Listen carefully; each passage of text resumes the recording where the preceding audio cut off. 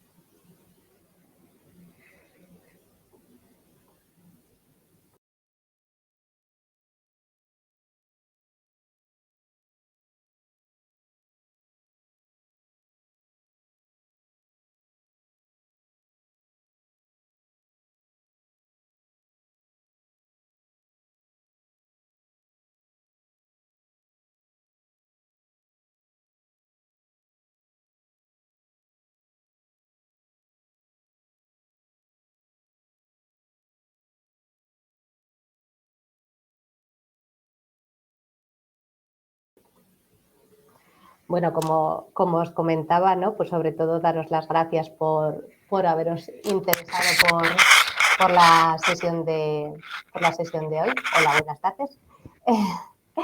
Y bueno, sobre todo también por el horario que es, ¿no? Que es un horario un poco complicado por ser muy la hora del café. Entonces, bueno, a todos los que estéis conectados voy a intentar hacer esta sesión lo más amena posible, ¿vale? Y bueno, si os parece, vamos a ir empezando mientras se va conectando el resto de la gente. Aquí mi compañera Mireia os comenta que en vuestro lateral, ¿vale? Bueno, podéis comentar si tenéis alguna pregunta a lo largo de la sesión y cuando terminemos intentaré ser muy puntual, ¿vale? Si tenéis cualquier duda, pues cuando terminemos os lo intentaré contestar lo mejor posible. Bueno, si os parece, vamos a ir comenzando. Bueno, me gustaría comenzar para aquellos que no me conozcáis, ¿vale? Mi nombre es Arafnat. Llevo trabajando en el ámbito digital pues 13 años. En los últimos 5 o 6 años, sobre todo, me he especializado en lo que es analítica digital y CRO. Y bueno, y durante todo este tiempo, ¿no? Pues he trabajado pues en más de 50 proyectos, tanto de e-commerce como de captación de leads, administraciones públicas, o sea, de todo tipo. Y bueno, al final, digamos que todo esto me ha servido un poco para tener pues como un contexto muy global de cómo trabajar en metodologías de CRO en distintas tipologías de proyectos. Actualmente estoy como CRO Manager en Iberus, que casualmente es donde empecé mi carrera profesional en todos los temas digitales. Iberus ha cambiado bastante. Actualmente, para los que no nos conozcáis, pues somos más de 1.500 profesionales. El año pasado cerramos el ejercicio con más de 80 millones de euros y actualmente estamos entre el top 6 de tecnológicas con capital 100% español. Además que somos la tecnológica con mayor crecimiento orgánico de los últimos 3 años. Además, bueno, actualmente tenemos 14 filiales tecnológicas, también estamos en crecimiento, estamos actualmente pues creciendo muchísimo en el ámbito español y además también estamos en plena expansión internacional, sobre todo LATAM y Europa. Entonces, dicho esto, si os parece, nos ponemos ya, bueno, al turrón, ¿no? Digamos que la presentación la he dividido como en 3 bloques. Por un lado, el primero es un poco comentaros cómo veo o cómo trabajamos la metodología de CRO aquí, en Iberus, ¿vale? Luego hay una sección en la que os quería compartir, pues bueno, en todos estos años quizá ciertos tips o ciertas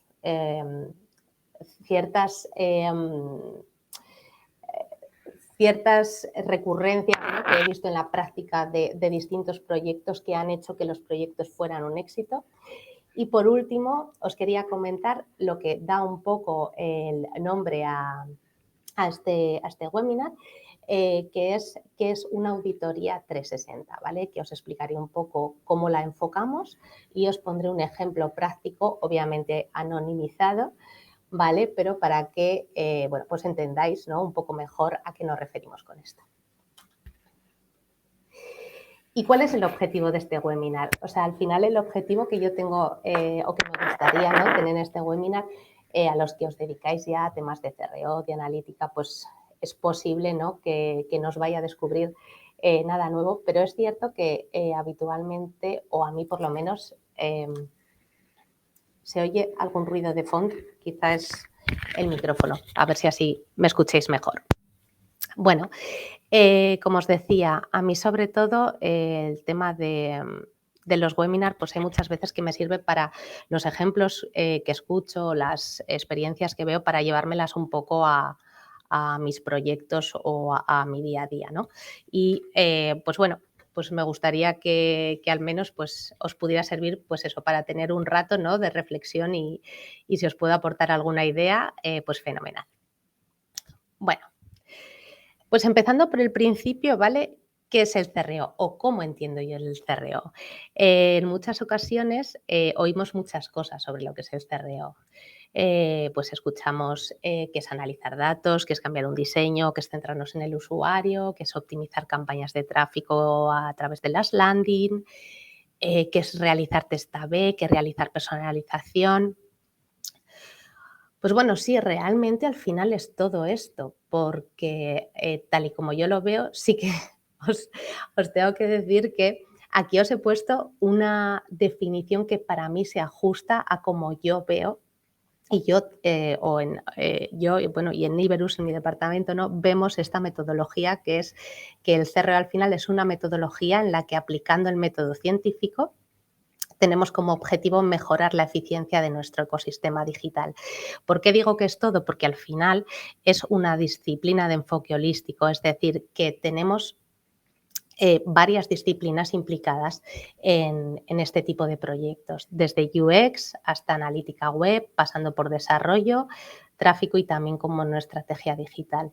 Entonces, os quiero decir que esta es, digamos, como una definición que hemos hecho aquí, ¿no?, o que a mí me sirve, pero realmente hice esta búsqueda en Google y me salieron más de 8 millones de respuestas. Por tanto, imagino que habrá definiciones para todos los gustos. Vale, ¿y qué pretendemos cuando trabajamos en una metodología de CRO? Pues al final lo que queremos es encontrar puntos de mejora, sobre todo a través de datos cuantitativos. Digo sobre todo porque tampoco es la única manera de encontrar puntos de mejora, esto ya lo iremos viendo a lo largo de la sesión, ¿vale? Pero sí que es verdad que es una de las bases de este tipo de metodología, que son los datos. Entonces, realmente en función de los objetivos o del tipo de negocio en el que estemos trabajando, pues el proyecto de CRO lo vamos a tener que enfocar de una manera u otra, o hay a métricas, ¿vale?, que le vamos a dar más relevancia que a otras. Otra manera de explicar el CRO o la metodología de CRO, que quizá es más gráfica, al final lo que estudiamos en CRO es la optimización del ratio de conversión. El ratio de conversión, si por ejemplo decimos que nuestro ratio de conversión es de un 3%, lo que estamos diciendo es que de cada 100 sesiones que llegan a nuestra web, hay 3 que acaban cumpliendo el objetivo que queremos. Cuando os hablo del objetivo que queremos es una transacción, puede ser la obtención de un lead, puede ser la consecución de un proceso de varios pasos, pues por ejemplo, un trámite en administraciones públicas, lo que sea, el objetivo que nosotros estemos considerando por nuestra tipología de negocio. Entonces, realmente, en esta metodología del CRO, lo que queremos saber es qué ocurre con el otro 97% de visitas que no están llegando a ese objetivo. ¿Por qué no están llegando a él? Entonces, para esto utilizamos diferentes herramientas. Como os decía, ¿cómo podemos detectar estas ineficiencias o mejoras? Realmente quizá es por el fondo este que tengo de analista, ¿no? Idealmente es trabajar con datos. ¿Por qué? Porque la verdad es que el análisis de datos nos da una agilidad en el análisis y sobre todo también nos da objetividad, o sea, un dato es objetivo por definición. No entran en juego ni gustos, percepciones o creencias. Entonces, muchas veces agiliza mucho la toma de decisiones.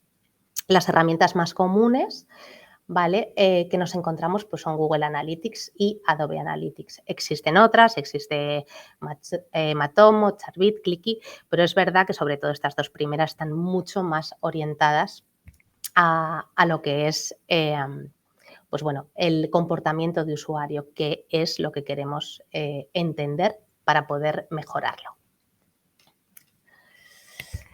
Entonces, algo importante en este análisis inicial, ¿no? O en esta parte de identificar pues, mejoras posibles, y es que no podemos aplicar criterios comunes a todos los clientes, ni siquiera aunque nos encontremos en un negocio similar, mucho menos si son sectores diferentes, ¿no? Pero, por ejemplo, en temas de, aunque nos encontremos 2 e-commerce, ¿no? Que tienen carrito, tienen checkout, productos, añadir al carrito, siempre debemos saber qué objetivo, y con esto veréis que soy muy pesada, qué objetivo tiene esa web, ¿no? O ese ecosistema digital, qué objetivo último tiene. O sea, porque es posible que aunque exista la posibilidad de comprar online, uno de los objetivos que tengamos es, si tenemos, por ejemplo, tiendas físicas, es llevar gente a nuestras tiendas. Entonces, siempre debemos conocer el objetivo último que vamos a tener en la web en la que vamos a trabajar. Bueno, para entender un poquito más qué hacemos en estas metodologías de CRO, sí que os he querido poner, ¿no?, las fases que tendría un proyecto completo cuando trabajamos en un proyecto de este tipo. Tenemos una primera parte, que es la de investigación y estrategia. Al final, aquí lo que hacemos es muchísimas reuniones con el cliente, o sea, necesitamos entender su negocio como si realmente fuera nuestro. Y después pasamos a la fase de investigación, que ahí es donde debemos recoger toda la información disponible y, sobre todo, interpretarla. De ahí lo que obtenemos es una serie de posibles mejoras y recomendaciones o incidencias que podemos encontrar, ¿vale? Que cuando tenemos todo ese listado, lo que tenemos que hacer es crear unas hipótesis de qué es lo que puede estar pasando o qué puede estar sucediendo para que esas incidencias se estén creando o esos comportamientos sean así. ¿Por qué? Porque gracias a esa hipótesis podremos dar una solución, bien sea de diseño o bien sea de una funcionalidad o lo que corresponda, ¿no? Pero al final lo que hacemos con esto es que en la fase de conceptualización intentamos dar solución a esas incidencias que se han encontrado para después pasarlas a un test A/B, que al final, para los que no lo sabéis, lo que conseguimos con un test A/B es enfrentar nuestra versión original, o sea, lo que ya tenemos en la web, con la propuesta visual, por poneros el ejemplo, la propuesta visual que nosotros planteamos para solucionar esa incidencia. Entonces, mostramos a mitad de los usuarios la versión original y a la otra mitad, por ejemplo, pues la propuesta realizada. Y a continuación, cuando ya tenemos datos significativos, se analiza para saber qué versión es la ganadora. De esta manera lo que hacemos es despejar dudas de si estamos o no en la solución óptima. Que conseguimos que esos datos lo que nos dicen es que la hipótesis que teníamos era correcta, pues ya la pasamos a producción y seguimos midiendo para ver que cuando se enfrenta al 100% de los usuarios sigue funcionando bien. Si realmente gana la versión original, no pasa nada, es un aprendizaje. Volvemos a hacer una hipótesis de por qué eso no ha funcionado como pensábamos y, digamos, repetimos ese proceso hasta llegar a la solución óptima. Disculpad. En esta sesión de hoy, ¿vale? Me voy a centrar sobre todo en investigación y estrategia, porque es cierto que liarnos a explicar toda la metodología pues en 1 hora o 3/4 de hora estaría complicado, ¿vale? Entonces, sobre todo, vamos a centrarnos hoy en lo que es la base del proyecto, que para mí es básica. O sea, la base del proyecto debe estar impoluta. O sea, al final pensad que todo el proyecto, todas las acciones, todas las métricas, todo lo que hagamos va a ir en base a esto, a esta investigación y a esta interpretación de los datos. Entonces, es importante que esta base sea muy sólida. Entonces, ¿cómo es el CRO en la práctica? Porque esto es muy de teoría, ¿no? Pues, ¿cómo nos gustaría que fuera un proyecto de CRO? Pues bueno, realmente nos encantaría que hubiera una medición milimétrica de todos los elementos del site, que estuviera medido todo como nos gustaría leerlo, que hubiera una herramienta de heatmaps perfectamente configurada, un equipo dedicado solo para interpretación de datos, que hubiera un montón de herramientas disponibles, que haya tráfico a patadas para poder hacer un montón de test. Pero es cierto que no siempre se dan esta casuística, ¿no? O sea, pues hay muchas interacciones que quizá no están medidas, pues en ocasiones no hay herramientas cualitativas, que es cierto que nosotros siempre las implementamos. Igual no están configuradas. Bueno, al final te enfrentas a diferentes retos. Entonces, la pregunta es, ¿y si no tenemos datos cuantitativos con lo pesada que ha sido con este tema? ¿Abortamos el proyecto? Pues la respuesta es no. O sea, el hecho de no tener un escenario o un estado inicial perfecto no debería ser un impedimento para mejorar nuestros procesos o mejorar el rendimiento de nuestro sitio web. Eso sí, porque al final tenemos otras herramientas, muchas, con las que podemos comenzar a trabajar. Pero es cierto que debemos ser conscientes de que en algún momento vamos a tener que trabajar en la parte de medición, ¿no? Sobre todo cuando lleguemos a esa fase de test A/B que os he dicho, ¿no? Porque necesitamos comparar los resultados. Necesitamos tener un dato que nos diga si estamos en el camino correcto o no. Necesitamos saber si las acciones que estamos teniendo nos están ayudando a vender más. Y esto es a través de la medición. Entonces, ¿qué hacemos si no tenemos datos? Pues bueno, un poco lo que veis en esta imagen. Al final tenemos que coger datos de todos los sitios donde tengamos disponibles, que en ocasiones quizá no caemos en que tenemos fuentes de datos muy fiables y muy buenas que nos pueden aportar muchísimo contexto y muchísima información. O sea, aparte de herramientas cualitativas y user research, que por supuesto, user testing, o sea, nos da un contexto brutal de qué está pasando en nuestra web o cómo nos perciben los usuarios, pero luego también tenemos fuentes que están dentro de nuestro propio cliente, ¿no? Como es información del call center, ciertos stakeholders como pueden ser comerciales de tiendas físicas, o sea, personas que se enfrentan en el día a día a ciertos procesos o procedimientos que nos pueden dar muchísima información de qué puede estar pasando o de cómo podemos mejorar nuestro sitio web para conseguir esos objetivos en los que estamos trabajando.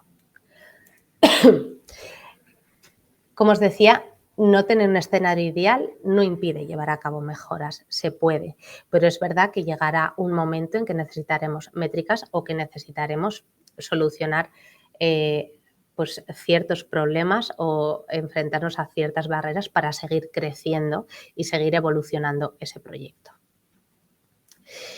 Entonces, en un proyecto de este tipo, decíamos antes que tenemos pues un equipo con diferentes disciplinas. Entonces, ¿qué equipo necesito para trabajar un proyecto de CRO? Pues sí, pues al final necesitamos 9 perfiles, ¿no? Al final necesitamos un especialista en CRO, que sí que es cierto que en muchas ocasiones se puede fusionar con un analista web, un analista técnico en caso de necesitar esas implementaciones de medición que hemos comentado, User Experience y User Interface es importante, o sea, necesitamos a un diseñador para esas propuestas de mejora cuando van a nivel de front, para montar todos estos tests y pasar a producción posteriormente, pues por supuesto necesitamos la parte de desarrollo. En ocasiones también necesitamos perfiles de tráfico porque tener una muy buena conversión está fenomenal, pero también necesitamos usuarios que compren, porque si no, pues algo no va a funcionar. Y, por supuesto, un Service Manager, un Project Manager que tenga la visión completa de todo el proyecto. Entonces, 9 perfiles, sí, pero no nos asustemos, no es a la vez, ¿vale? Todos los perfiles no van a estar presentes durante todo el proyecto. Sí que tenemos perfiles transversales, obviamente, pues el Service Manager tiene que estar durante todo el proceso, el CRO Specialist también, por supuesto, pero sí que es verdad que aunque todos no estén durante todo el proyecto, sí que todos deben estar y deben entender qué está pasando en el proyecto. O sea, tienen que tener muy claro cuáles son los objetivos estratégicos, qué acciones se llevan a cabo y en qué puntos está del proyecto. De nuevo volvemos un poco a la base del proyecto, ¿no? O sea, todos tenemos que tener muy claro con qué objetivo estamos trabajando y qué hitos debemos conseguir en este proyecto. Por ejemplo, en ocasiones pues nos encontramos que hay un proyecto de CRO, ¿no? Que está simultaneándose con un proyecto de tráfico en SEO, por ejemplo. ¿Son proyectos diferentes? Sí.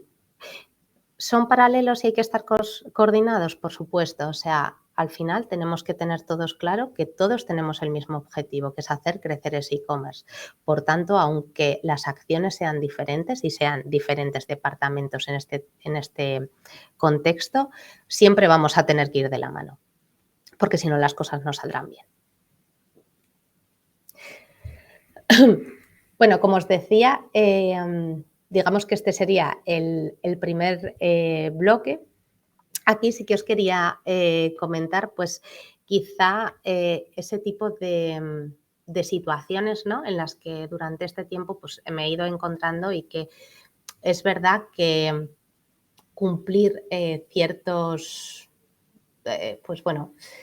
situaciones que se dan en los proyectos hacen que los proyectos vayan o fluyan, ¿no? Mucho mejor de cara a llegar a los objetivos que planteamos. Por ejemplo, la alineación con los objetivos de nuestro cliente.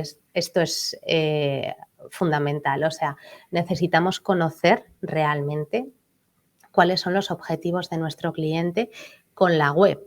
O sea, necesitamos saber la parte estratégica que tiene como empresa, por supuesto, pero también qué parte representa la web o el ecosistema digital en el que trabajemos dentro de esa estrategia general. ¿Por qué? Pues porque realmente puede cambiar mucho la forma de trabajar y esta base que os decía del proyecto puede cambiar muchísimo en función de ese objetivo. O sea, realmente una mala definición puede cambiar todo. Imaginaos, por ejemplo, lo que os estaba comentando antes de un e-commerce, ¿no? Que además tiene una red de tiendas físicas. Vale, entonces, en función de la tipología de producto, es posible que sea más rentable para esa empresa conseguir derivar tráfico a sus tiendas, aunque den la opción de compra online, pero derivar tráfico a sus tiendas les puede repercutir unos ingresos mayores que el orientar la web 100% a la venta digital. Esto es, por eso os digo que es muy importante, porque claro, si por ejemplo te basas en, no, esto tiene que ser un e-commerce y hay que vender, pues partiendo de la base de que, por ejemplo, te fijarías en KPIs como sería el Add to Cart. En cambio, si el foco lo pones en cuántas personas derivas a tus tiendas físicas, ¿no? El foco donde lo vas a poner es en cuántos usuarios, por ejemplo, buscan una tienda, piden una cita previa y seguramente las soluciones que des y las acciones que vayas a poner en marcha vayan orientadas a que esos usuarios vean perfectamente dónde están las tiendas, vean perfectamente cómo pueden pedir una cita, vean perfectamente el horario de apertura, vean perfectamente una geolocalización correcta. Antes que vean muy claro dónde está el botón de añadir al carrito. ¿Vale? Esto igualmente puede ser en empresas tipo que tienen por un lado la consecución de leads y por otro tienen hacer trámites online directamente sin pasar, por ejemplo, por la parte de dejar un lead o un contacto comercial. ¿Que se tienen que cumplir los dos objetivos? Sí, pero uno de los dos al final tendrá que tener más peso que el otro, por lo que os digo, porque las acciones se van a orientar sobre todo al objetivo principal de la página. Si ponemos muchos objetivos, no sabemos cómo centrar al usuario en dichos objetivos. Los datos son necesarios. Esto creo que lo he dicho, ¿no? En muchas ocasiones, lo que os decía, no son perfectas las mediciones que encontramos. Además, bueno, ya sabéis que ahora con toda la entrada de GA4, pues el panorama de la analítica se está poniendo bastante interesante. Pinta muy bien este 2022-23. Pero sí que es cierto que es necesario, o sea, necesitamos saber qué está pasando en nuestro sitio web. Necesitamos saber qué pasa en nuestra casa, ¿no? En nuestra empresa. Y esto nos lo va a decir los datos. Entonces, en algún momento del proyecto, esto es algo que hay que atacar. El alcance del proyecto. Al final, en un proyecto de CRO nos pueden salir muchísimas acciones, o sea, muchísimas. Pues de los últimos que hicimos, creo que nos salieron 35 acciones a llevar a cabo, me parece, más o menos.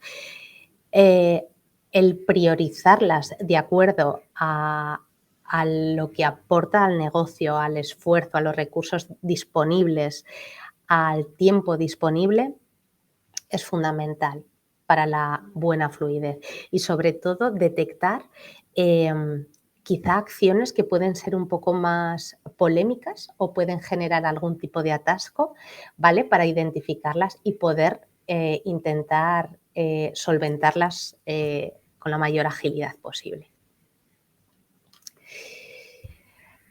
Trabajar como un solo equipo con nuestro cliente. Bueno, si veis esta foto, yo creo que podéis estimar quizá por dónde ando de edad.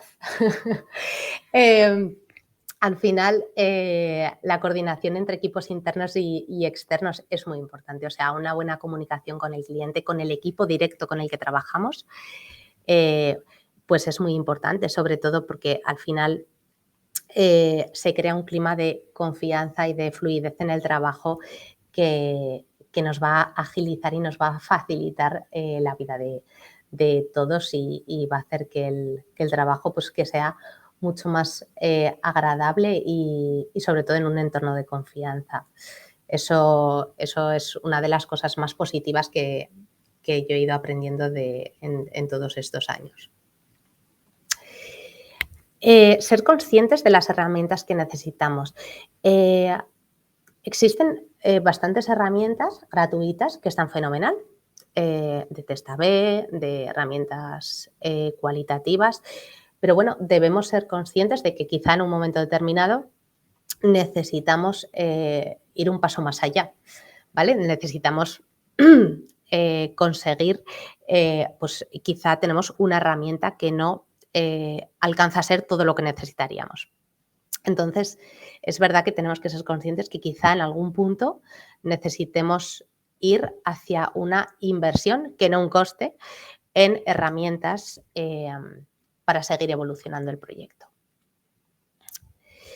Herramientas de pago, explotémoslas. En varias ocasiones me he encontrado pues, con clientes que tienen contratadas herramientas que son de pago y que son muy potentes y que no se están explotando, ¿no? Habitualmente es cierto que el día a día es verdad que no les permite sacar todo el rendimiento que hay con estas herramientas. Entonces, realmente debemos ser conscientes de que si estas herramientas las tenemos, si las explotamos debidamente, si las trabajamos, no son un coste, son una inversión. Al final nos va a retornar. Pues insights, nuevas acciones, mediciones. Entonces, es muy importante que seamos conscientes de que si tenemos una herramienta de estas, intentemos ver de qué manera podemos explotarlas. Y bueno, esto también os lo comentaba, ¿no? Que todo el equipo debe conocer, aunque estén digamos, en tiempos distintos, en proyectos distintos, como os decía, ¿no? Digamos, un proyecto paralelo de tráfico y demás, pero sí que es verdad que debemos ser conscientes de que todos debemos ir hacia el mismo objetivo final. Y sobre todo porque también en muchas ocasiones cuando hablas el equipo o haces alguna sesión de trabajo conjunto, te das cuenta de que hay sinergias o nuevas ideas, ¿no? Que puede surgir de tener esa comunicación con todo el equipo, aunque estén en disciplinas diferentes. Bueno, ya pasamos un poco a lo que comentábamos al principio, ¿no? Que es lo que daba nombre a este seminario o mini seminario, que al final es esta estrategia 360 o este análisis, porque como hemos dicho, pues vamos a centrarnos en la primera parte de lo que sería un proceso, una metodología de CRO y sería este análisis 360.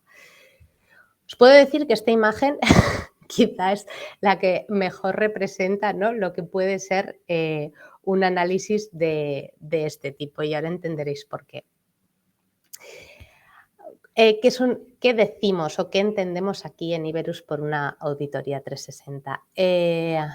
Realmente es el término que hemos acuñado cuando hacemos un análisis muy completo en las que utilizamos diferentes fuentes de datos para poder trazar una estrategia digital lo más ampliada posible. O sea, no queremos solo detectar ineficiencias, ¿no? Tareas o acciones a llevar a cabo, sino que también queremos ir un poco más allá y ver qué aspectos estratégicos nos pueden estar frenando el crecimiento de nuestro ecosistema digital. Entonces, el objetivo que tiene, como os decía, es detectar no solo esas acciones tácticas, o sea, no solo esas acciones de vamos a cambiar el menú, el buscador no se ve bien, tenemos tal, sino también acciones estratégicas que pueden estar limitando el crecimiento que en un momento determinado, ¿vale? Esas acciones tácticas van a ir mejorando la conversión, pero es posible que lleguemos en un punto que toquemos techo con esas mejoras. Entonces, tenemos que empezar a tomar una serie de decisiones que van más allá de decisiones que podemos tomar nosotros, que es algo que ya recae más sobre el tejado del cliente, que estas acciones estratégicas no tienen por qué ser que le vayamos a dar una vuelta o una voltereta al modelo de negocio, que es posible que llegados a un punto sea plantear que hay que hacer una inversión en una app, hay que hacer una inversión en una funcionalidad nueva, hay que eliminar una funcionalidad que quizá nos está consumiendo recursos, pero no le estamos dando la utilidad o no la estamos explotando correctamente, ¿vale? Entonces, al final, el objetivo que tiene esto es poder tener un contexto 360 de lo que es toda la parte de ver cómo planteamos la estrategia digital de crecimiento de nuestro cliente. ¿Y cómo se trabaja? ¿O qué datos, no? Vamos a tener en cuenta. Pues bueno, datos cuantitativos, qué sorpresa, ¿verdad? Datos cualitativos, cuando hablo de datos cualitativos es sobre todo datos de heatmaps, grabaciones de sesiones de usuarios, encuestas que podemos lanzar por tipo de herramientas cualitativas tipo Hotjar y otras. ¿Vale? Una auditoría de tráfico, al final también es muy importante saber cómo están o el estado de las visitas y de la reputación online, ¿no? que tiene nuestro cliente. Toda la parte que hacen mis compañeros de user research, o sea, think aloud test, user testing, car sorting, bueno, pues distintas metodologías que en función del cliente obviamente se adaptan, temas de encuestas a usuarios, desk research, al final es toda la documentación posible que tiene el cliente, pues como os decía, pues pueden ser test que han hecho anteriormente, encuestas que han hecho anteriormente, entrevistas que tienen con usuarios, toda la documentación que nos pueda aportar, ¿no? Y que pueda hacer que nos hagamos idea como os decía, que nos ayude a trazar esa estrategia. Entonces, ¿de qué depende el poder hacer este tipo de auditorías? Pues al final, obviamente, el nivel de madurez digital. No podemos pretender que en un sitio sin un cierto recorrido no nos vayamos a pues grandes investigaciones, a no ser que realmente el proyecto lo requiera. También, claro, depende mucho del tiempo y la urgencia que tengamos a la hora de trabajar esta primera parte, ¿no? de auditoría, y también mejoras o necesidades detectadas. Pues en ocasiones la conversión está bien, pues hay ciertos puntos que hay que mejorar, pero bueno, quizá no es el momento de entrar a temas más, digamos, más estratégicos, ¿vale? No siempre hay que hacer este tipo de auditorías, pero es verdad que en muchas ocasiones es importante. Lo que os decía, ¿no? En casi todos los proyectos llega un momento, no tiene por qué ser al inicio del proyecto, pero en casi todos llega un momento que podemos tocar techo y entonces es el momento de plantearnos otro tipo de decisiones, ¿no? Por ejemplo, ¿qué tipo de decisiones puede ser esta? Pues este tipo de decisión puede ser si invertimos en una herramienta de personalización para pasar a un proyecto de CRO, ¿no? Más a un CXO, o sea, el Customer Experience Optimization, o sea, ver de qué manera mejoramos la experiencia de nuestro usuario. O sea, si ya hemos tocado cierto techo, ¿no? A nivel de conversión, vamos a ver de qué manera, cómo podemos seguir incrementando esa conversión. Entonces, como os decía, no es que vayamos a dar un giro a todo el modelo de negocio, sino que son ciertas decisiones que hay que tomar para poder seguir creciendo. Y bueno, y ahora, por último, os voy a contar un ejemplo, ¿vale? De la última auditoría de este tipo que hemos trabajado.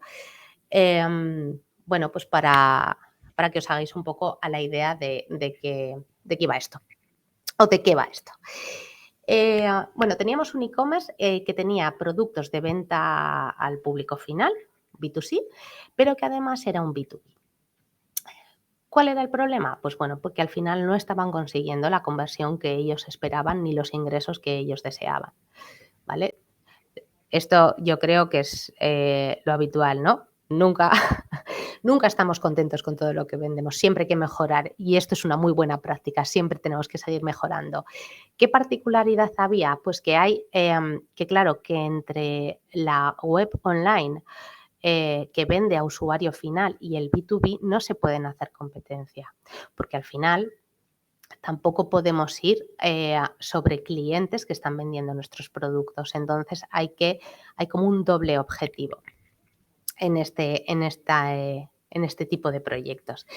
¿Qué les propusimos o qué hicimos realmente? Pues hicimos un análisis cuantitativo, vimos los puntos en los que había posibilidades de mejora, un análisis cualitativo en el que creo que se revisaron alrededor de, no os exagero si os digo 100 grabaciones de usuarios, se revisaron heatmaps, se hizo, por supuesto, un análisis heurístico para detectar mejoras e higiénicos, o sea, mejoras que habría que hacer pues, a nivel de visualización de textos, imágenes y demás. Un think aloud test, o sea, un user testing de cómo nuestros usuarios estaban utilizando nuestra web. Un benchmark para conocer cómo estaba haciendo la competencia o otras webs similares, cómo estaban trabajando este tipo de, cómo manejaban este tipo de problemática. Y desk research, o sea, información que nos pasó el cliente y que nos sirvió pues, para dar mucho contexto al proyecto. ¿Qué obtuvimos? Pues os podéis imaginar que obtuvimos una cantidad ingente de datos. Muchísima información. O sea, realmente muchos datos, mucha información que teníamos que transformar en aprendizajes y en acciones y teníamos que aterrizarlas. Entonces, era una tarea muy complicada. ¿Por qué? Porque aparte de tener muchas tipologías de datos diferentes, pues había muchos equipos implicados, que aunque todos buscábamos el mismo objetivo, sí que es cierto que cada uno tiene sus metodologías y su forma de interpretar las cosas. Entonces, era un trabajo complicado. Cómo gestionar toda esta información. Ahora recordáis la imagen que os he dicho os he enseñado al principio de con este chico con las cuerdas y demás, ¿no? Pues era un poco ese momento. Entonces, ¿cómo lo trabajamos? Pues al final lo que hicimos es que todo el equipo implicado hicimos varias sesiones de trabajo conjunta en la que intentamos identificar pues, cada uno de los puntos más importantes que habíamos visto, sobre todo a nivel estratégico, es decir, estas decisiones que caían un poco más en la parte de nuestro cliente, ¿no? Y por otro lado, aquellas acciones que podíamos poner en marcha ya sin necesidad de que el cliente tuviera que tomar ninguna necesidad. Por tanto, lo que hicimos fue, como os comentaba, ¿no? Diferenciar entre acciones estratégicas y acciones más tácticas. Sí que es cierto que existen algunas acciones tácticas que pueden, digamos, suavizar algunas acciones estratégicas hasta que ésta se pone en marcha. Por ejemplo, no existía posibilidad de hacer un envío a domicilio, pero sí recogida en puntos, en determinados puntos de recogida. ¿Vale? Entonces, una de las acciones era que mientras se define si esto se va a llevar a cabo o no, esta posibilidad va a existir o se va a dejar solo los puntos de recogida, lo que hemos intentado es mostrar como una ventaja el hecho de que no tengas que estar esperando en tu casa y que puedas pasar donde quieras a buscar ese pedido en cualquier momento, en el momento que te llega. ¿Vale? ¿Es una decisión, es algo definitivo? No, o sea, al final habrá que tomar una decisión para ver qué acciones se llevan a cabo, pero mientras tanto sí que esa acción táctica, ¿no? La hemos podido poner en marcha mientras se va avanzando en otra línea. ¿Y cuál fue el resultado? Pues al final sacamos un total de 12 líneas estratégicas y 35 acciones tácticas para empezar a trabajar. Porque conforme empezamos a trabajar van surgiendo nuevas ideas y nuevos retos a trabajar. Entonces, aquí se nos planteó un nuevo reto. Nos salió un documento, como os podéis imaginar, kilométrico, con todo el detalle de toda esa investigación previa. Entonces, teníamos un nuevo reto y es cómo presentábamos esto sin asustar a nuestro cliente, ¿no? Entonces, se nos ocurrió llevar a una infografía todos los aprendizajes, o al menos los principales y los más importantes que habíamos obtenido. Entonces, os explico un poco en qué consiste esta infografía. En la primera parte, en el número 1, lo que tenemos es de dónde se han obtenido toda la información que vamos a plasmar en el documento o en la infografía. La parte 2 es el Customer Journey, que ahora veremos más en detalle, ¿no? Aquí está solo el upper funnel, o sea, la primera parte de Home y el resultado de búsquedas, ¿vale? Pero realmente esto hay dos bloques más como este, que sería la parte del middle of the funnel y el bottom of the funnel, o sea, la parte del checkout y PDP Grid. ¿Vale? Lo que pasa es que aquí he querido resumirlo un poco. La parte 3 sería todo aquello que se obtuvo de las entrevistas que se consiguió de los usuarios reales que se entrevistaron. La parte 4 son las dos tipologías de usuarios que he cambiado por una ardilla y un pato, los iconos, pero realmente aquí había una imagen, ¿no?, de un poco del perfil de usuario que se había analizado. La parte 5 sería cómo se sintieron la mayoría de esos usuarios en las distintas partes del funnel durante ese user testing. En el 6, un resumen de las acciones estratégicas y en el 7, un resumen de las oportunidades o de las acciones tácticas que vamos a aplicar en cada parte del funnel. ¿Vale? Entonces paso un poco más a detalle para que lo veáis. En esta parte que os decía, aquí mezclamos todo lo que encontramos unificamos la información y digamos que la interpretamos de manera conjunta, ojo que no es fácil, pero interpretamos de manera conjunta los datos cuantitativos con toda la parte de heurísticos y con comportamiento que hemos detectado en herramientas cuantitativas o incluso del user testing. Al final lo que queremos es identificar mejoras en los puntos claves del funnel. Aquí no sé si lo veis bien, ¿vale? Pero sería la parte de la home. Aquí lo que hemos hecho era definir los elementos clave que encontrábamos en la home y qué hemos encontrado en cada qué mejoras o qué incidencias o qué datos a tener en cuenta hemos encontrado en cada uno de esos elementos importantes. En esta parte, como os decía, pues está la definición de los dos perfiles, que en este caso eran dos perfiles, podrían ser más, de los usuarios reales a los que se entrevistó y que se les hizo el Think Aloud Test, pues cómo percibieron diferentes partes del Customer Journey. Si veis, por ejemplo, en promociones, pues no hay ningún puntito, pues porque eso fue una prueba que no se les hizo, ¿vale? Porque, bueno, pues porque no se consideró oportuno, pero sí que hay otras partes que sí que se consideraron importantes. Esta es la parte de oportunidades. Lo que hacemos es dividir todas las oportunidades que hemos detectado en las distintas partes o en esos elementos, en esos análisis que hemos ido viendo en cada parte del Customer Journey, cuáles serían las acciones principales por las que deberíamos empezar a trabajar. ¿Vale? Y esto se divide pues, en distintas partes. Luego tenemos un Excel donde están priorizadas y demás, pero bueno, al final es una manera de al menos resumir lo más importante que hemos encontrado. Y aquí, por último, teníamos la parte de la información más relevante que se obtuvo de las entrevistas y, por otro lado, oportunidades estratégicas detectadas, que son estas que os decía que en algún momento del proyecto íbamos a tener o vamos a tener que atacar, sobre todo, ¿no? Por parte del cliente. Como resumen muy resumido, ¿vale? De todo lo que hemos hablado.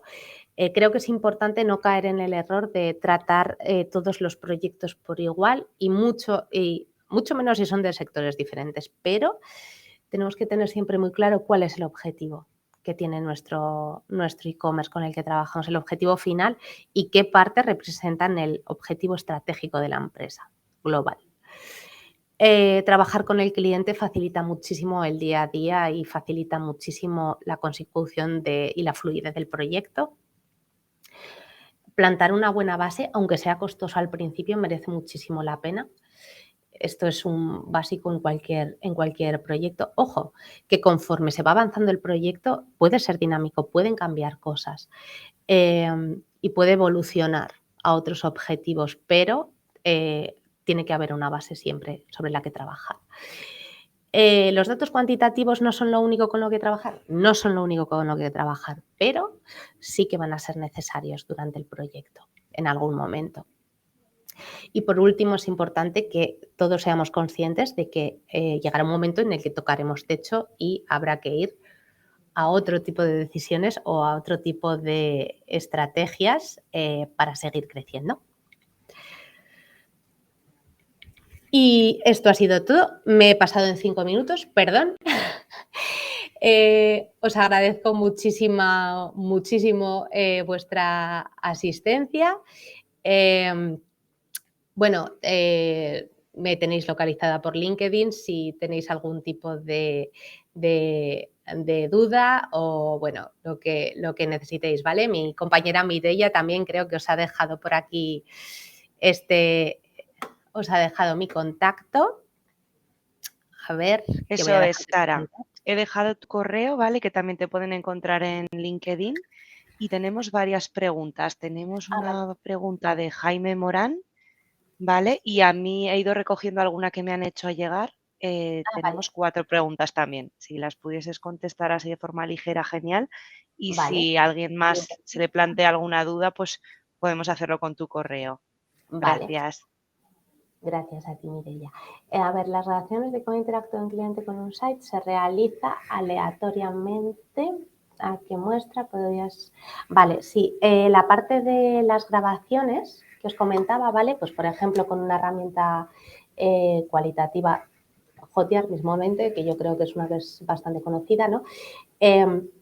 Son grabaciones que saltarán en aquellas páginas donde tengamos el script, ¿vale? Y en función también de lo que tengamos contratado, porque hay según lo que pagas, como todo, pues tiene un límite de grabaciones, ¿vale? Lo que pasa es que lo que se tiene que hacer en este tipo de herramientas y que es importante para luego no volverte loco analizando, es hacer un correcto tagueado de lo que grabas. Por ejemplo, sesiones que han añadido al carrito, sesiones que han utilizado el menú, sesiones que han analizado el buscador, porque así cuando necesitas ir a consultar algo o ir a investigar un punto concreto, lo vas a tener localizado, ¿vale?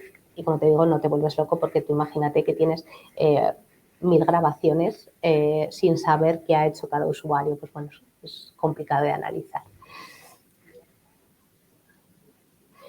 Vale, a ver, otras preguntas, las que me has puesto por aquí.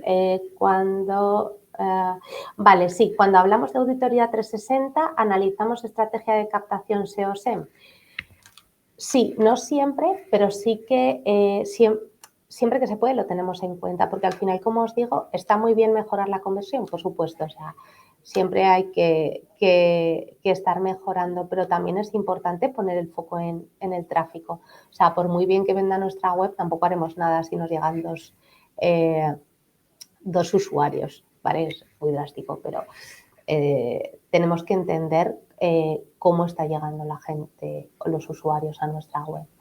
Entonces, lo que pasa es que habitualmente, si hay un problema de tráfico que detectamos, en ocasiones eso deriva en proyectos propios de SEO o en proyectos propios de tráfico.